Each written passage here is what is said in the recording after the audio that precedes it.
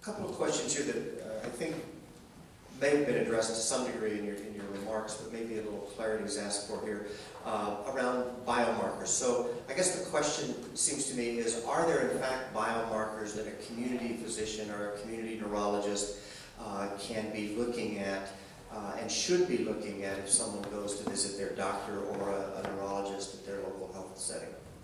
So the answer is yes, there are. So the cerebral spinal fluid, the spinal tap test that I told you about, that's available. Any community neurologist can perform that test. Amyloid PET scanning is available. It's available at places like Stanford. It just doesn't get paid for except by you.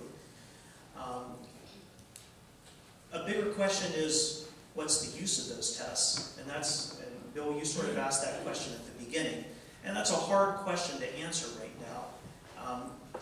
For an 85-year-old patient who comes to me who has a decline in memory, but the rest of their cognitive skills are pretty normal, and it looks like they have mild cognitive impairment, I don't need a biomarker test because Alzheimer's disease is so incredibly common at that age.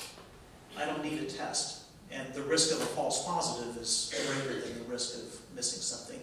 But in a 56-year-old who really ought not to have any disease, a biomarker test is helpful to me in that setting. So I think it really takes a very individualized patient approach currently to help you and your doctor figure out whether a biomarker test will influence how your doctor treats you as a patient. It's very individualized.